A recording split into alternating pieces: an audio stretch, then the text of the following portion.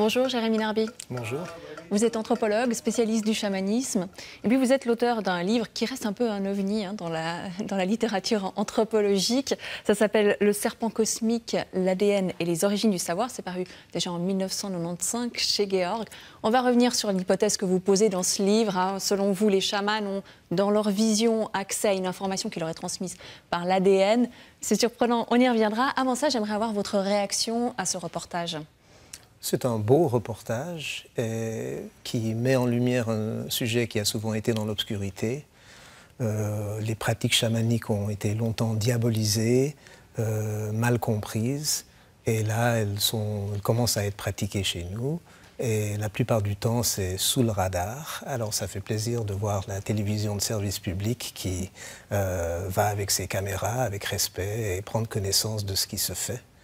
Alors, on voit dans le reportage un chaman suisse qui a été formé en Suisse, d'ailleurs, au corps chamanisme. Est-ce que ça veut dire qu'on peut véritablement garder les méthodes et puis se défaire du référentiel, de l'univers culturel dans lequel se pratique le chamanisme habituellement? Est-ce que ça marche la même chose? Alors, c'est une question importante, ça se discute. Je n'aurais pas envie de me positionner comme l'arbitre qui doit dire si la balle est bonne ou si elle est dehors. Mais quand même, ce que je dirais à cette question-là, c'est que traditionnellement, le chaman, c'est quelqu'un qui opère dans un contexte d'une communauté précise. L'anthropologue suisse Alfred Metro a défini le chaman comme une personne qui, par profession et au nom de la communauté, entretient un commerce intermittent avec les esprits. Donc, la communauté fait partie de la définition d'un chaman traditionnel indigène, on va dire. Nous habitons un monde individualisé.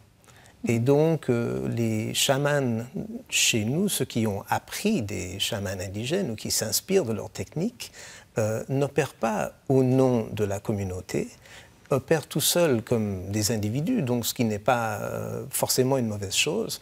Mais la communauté sert aussi à avoir une certaine vigilance sur ces praticiens, puisqu'ils sont en contact avec, disent-ils, des entités que la plupart des gens ne perçoivent pas et qui sont des sources de savoir et de pouvoir qui sont ambiguës.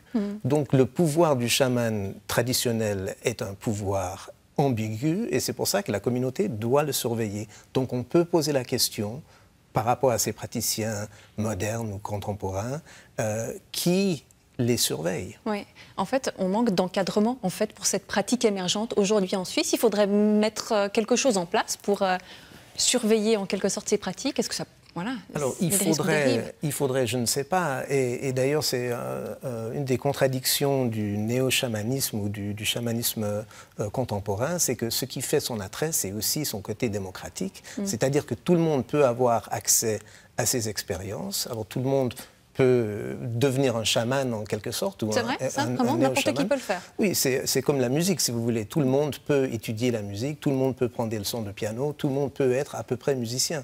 Tout le monde peut apprendre à taper dans un tambour ou à suivre ces différentes démarches s'il le veut. Par contre, mais il y a un pouvoir de guérison quand même, non? Donc ça, oui, mais comme avec la musique, c'est un don. D'accord. C'est-à-dire, ou bien vous avez un don pour la musique ou vous n'en avez pas. C'est la même chose, je pense, avec les chamans. D'ailleurs, tout au centre de ce que fait un chaman, c'est de la musique. La pratique de la musique est centrale au chamanisme. Mais donc, ce qui fait l'attrait dans notre monde de cette façon d'aborder la guérison et la connaissance est que c'est démocratique. Et donc, il n'y a personne, il n'y a pas de chef. Il n'y a pas de hiérarchie, il n'y a pas d'église, il n'y a pas de Vatican. C'est juste des... Il n'y a pas d'académie de médecine non plus. Non. Et puis donc, comment mettre en place une sorte de comité d'éthique au niveau national de tous ces individus qui n'ont pas envie d'avoir de chef, je ne sais pas. C'est compliqué. Mais vous l'avez dit, alors, ces chamans ont, disent-ils, vous dites, accès à des entités auxquelles tout le monde n'a pas accès. On les appelle esprits. Ça veut dire quoi, en fait ? Alors, déjà, le mot est problématique, puisque c'est un mot d'origine monothéiste. Ça vient de spiritus en latin, donc le souffle de Dieu, qui était censé être spécifique aux êtres humains. Et la définition dans le dictionnaire d'un esprit, c'est une entité immatérielle. C'est censé être non matériel, d'où souffle de Dieu. Oui. Si vous allez chez les Achaninka en Amazonie péruvienne avec qui j'ai vécu, par exemple, leur mot pour ces entités, c'est Maninkari, ça veut dire ceux qui sont cachés. Ça ne veut pas dire ceux qui sont immatériels, ça veut dire ceux qui sont invisibles.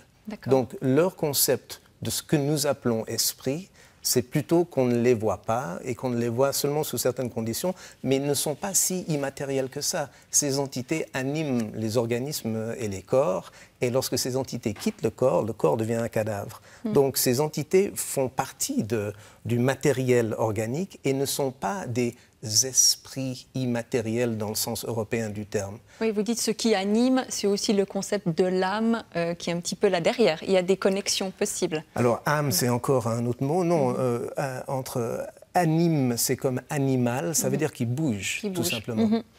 On l'a entendu un petit peu dans le reportage à travers Chava. Il n'est pas tout à fait chez lui, mais il peut quand même communiquer avec les esprits. Est-ce que ces esprits ou ces entités sont les mêmes ici, là-bas? Est-ce que vous pensez que on peut communiquer avec eux partout?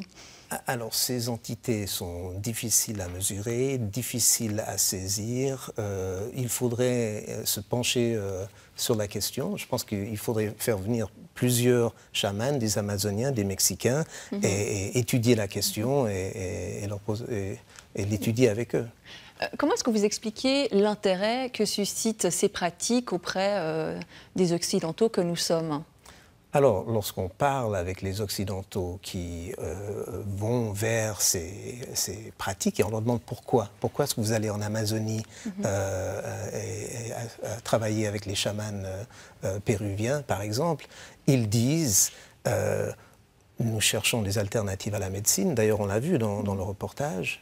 Nous sommes des urbains, nous voulons nous reconnecter avec la nature, nous reconnecter avec notre corps.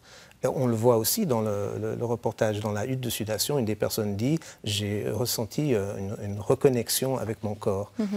Donc, on voit que Max Weber a dit que le monde moderne était caractérisé par un certain désenchantement.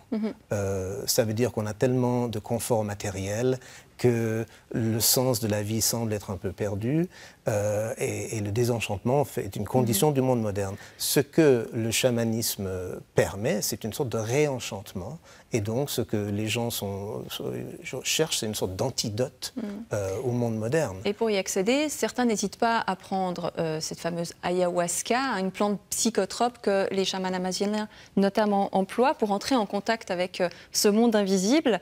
Mais c'est peut-être pas sans risque. Je vous propose en tout cas de regarder ces images et on en parle juste après. L'ayahuasca est une mixture hallucinogène utilisée à des fins thérapeutiques et visionnaires selon les croyances et les pratiques de certains peuples amazoniens. Comme le montre le réalisateur Jan Koonen dans son film D'autres mondes, les Amazoniens combinent les feuilles de chacruna, un arbuste qui contient des substances hallucinogènes, avec des lianes d'ayahuasca en les cuisant pendant des heures pour rendre le produit actif. C'est un outil puissant que les chamans manient seulement au cours de rituels, avec prudence et connaissance, car les risques sont certains. La plupart du temps, le breuvage fait vomir. Il suscite des visions très précises et variées, avec des thèmes récurrents. Il y a aussi des risques de mélange avec d'autres substances qui peuvent avoir un impact violent sur l'équilibre psychique et la santé mentale.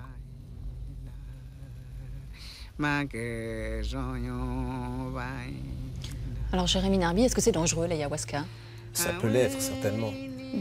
C'est un outil puissant et en même temps, il y a un risque. Déjà, vous ne savez pas à quel point vous êtes vulnérable, voire borderline, jusqu'à ce que vous en faites l'expérience. Et à partir de là, c'est trop tard pour revenir en arrière. Vous-même, vous avez fait l'expérience de l'ayahuasca. Oui. Comment ça s'est passé? Vous avez eu peur en le prenant? Enfin, vous vous êtes dit, je suis dans un chemin bien balisé, j'essaye? Bon, j'avais déjà de l'expérience avec les champignons psilocybine suisses et aussi le LSD, qui est une molécule suisse. Donc je pensais connaître la musique en quelque sorte quand ces Indiens me disaient nous avons une mixture qui fait voir des images. Mais effectivement, l'ayahuasca, je l'ai vécu comme plus puissant que ce que l'on connaît ici. Et ça vous précipite vraiment dans une sorte d'autre monde où vous voyez des choses que vous ne pensiez jamais voir. Et par exemple, la première chose que ces entités-là m'ont communiqué était que j'étais un tout petit être humain. Et donc votre image de vous-même, votre regard sur le monde en prend pour son grade. C'est une expérience difficile, c'est une épreuve. Et ce n'est certainement pas pour tout le monde. Mais en même temps, ça permet une exploration intérieure de votre propre psyché qu'il y a peu d'autres moyens d'atteindre. Est-ce que c'est ça qui vous a permis d'arriver à cette hypothèse que vous développez dans votre livre, donc Le serpent cosmique, qui est que finalement, à travers notamment l'ayahuasca, les chamans communiquent avec l'ADN des plantes? Oui. Parce que l'ayahuasca est connu pour vous aider à devenir conscient de vos propres présupposés et en même temps d'essayer de comprendre le point de vue d'autres personnes, d'autres cultures, voire d'autres espèces. Alors j'ai fait une grande réflexion sur moi-même par rapport à mes présupposés en tant qu'occidental, universitaire, rationaliste et humaniste d'un côté, et des doutes que je pouvais avoir qui pouvaient me bloquer de comprendre leur façon de voir. Et en même temps, j'ai essayé de voir les choses du point de vue des peuples amazoniens et vraiment de prendre ce qu'ils disaient à la lettre et au sérieux et essayer de trouver des équivalences dans la science occidentale. Et parce que les Amazoniens vous disaient, ce sont les plantes qui me disent comment faire pour guérir, en quelque sorte. Et ils disent, il y a des entités qui sont normalement invisibles, qui animent l'ensemble des êtres vivants et qui sont des sources d'information. Donc, en les prenant au sérieux, qu'est-ce qui pourrait être l'équivalent dans la science occidentale de cela? Bien, la molécule d'ADN, tiens. Elle est commune à toutes les formes de vie, elle est présente dans toutes les cellules de tous les êtres vivants, et elle est une sorte de texte chimique, elle est information. Mais alors, je ne sais pas si vous considérez le chamanisme comme un système de croyance, comme un système religieux ou comme une science, mais en quelque sorte, ce que vous faites, c'est que vous essayez de prouver une foi, là, non? En rapprochant biologie moléculaire et chamanisme. Alors, ça se discute si le chamanisme ou les chamanismes est une religion. Personnellement, je préfère considérer ça comme un système de connaissances. Et donc, oui, c'est une façon d'aborder le monde, d'essayer de le connaître. Et on peut, ce que j'ai essayé plutôt de faire, c'est de traduire une façon de connaître le monde qui est la façon scientifique occidentale dans la façon chamanique amazonienne de voir les choses. Et ce qui était étonnant, c'était une fois que j'avais surmonté mes doutes, c'était possible de trouver des relations à toutes sortes de niveaux. Oui, il y a notamment ces serpents, effectivement, qui correspondent à la double hélice de l'ADN, et ces serpents se retrouvent dans toutes les civilisations, dans tous les peuples. Ça, c'est assez intéressant, effectivement. Votre livre n'a pas suscité beaucoup de réactions de la part du monde scientifique. Vous l'expliquez comment? Je ne sais pas, il faudrait leur demander. Ça fait 20 ans déjà, mais oui, c'est surprenant. On ne sait pas très bien que faire de votre hypothèse, en quelque sorte, si je puis dire. Ben, écoutez, personnellement, j'étais assez fier quand vous avez dit que j'avais écrit une sorte d'ovni. Oui. C'est bien, non? Oui, en tout cas, ça donne à penser. Est-ce que, voilà, vous dites, moi j'ai testé, ça m'a ouvert des portes de la connaissance. Qu'est-ce que vous diriez quand même à une personne qui aujourd'hui veut faire l'expérience de l'ayahuasca ou du chamanisme, peut-être à travers l'ayahuasca? Qu'est-ce que vous leur diriez? Bon, dans le doute, abstiens-toi. C'est pas la tasse de thé de tout le monde. Ce n'est pas sans risque parce que vous ne savez pas à quel point vous pouvez être borderline ou pas.